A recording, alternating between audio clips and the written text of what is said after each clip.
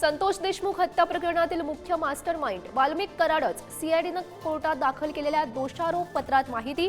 खंडणी प्रकरणातून संतोष देशमुख यांची हत्या केल्याचा आरोपपत्रात उल्लेख।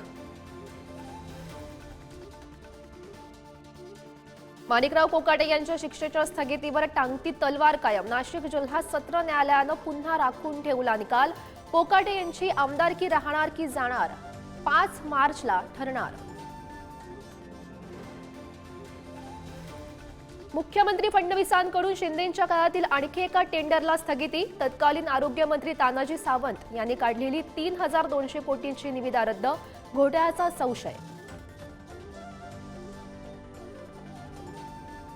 पुणे जिल्ह्यात भगवा डौलानं फडकवायचाय। जुन्नरच्या कार्यक्रमात एकनाथ शिंदे यांचं वक्तव्य तर कार्यकर्त्यांना प्रोत्साहित करण्यासाठी शिंदेंचं वक्तव्य। अजितदादांचं उत्तर। प्रशांत कोरटकर यांनीच इंद्रजीत सावंत यांना धमकी दिल्याची माहिती। स्वतःच्या फोनवरून धमकी दिल्याचं सीडीआर अहवालातून स्पष्ट। कोरटकर यांच्यावर कोल्हापूरनंतर नागपुरातही गुन्हा दाखल।